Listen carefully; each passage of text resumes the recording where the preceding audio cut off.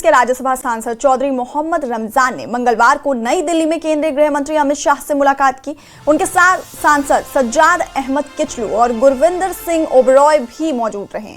इस दौरान प्रतिनिधिमंडल ने जम्मू कश्मीर से जुड़े 3 प्रमुख मुद्दों को उठाते हुए गृह मंत्री को एक ज्ञापन सौंपा।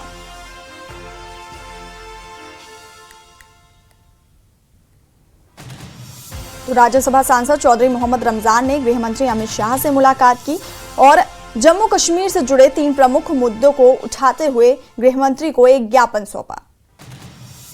उनके साथ सांसद सज्जाद अहमद किचलू और गुरविंदर सिंह ओबरॉय भी मौजूद रहे। इस दौरान प्रतिनिधिमंडल ने जम्मू कश्मीर से जुड़े 3 प्रमुख मुद्दों को उठाते हुए गृह मंत्री अमित शाह को एक ज्ञापन सौंपा।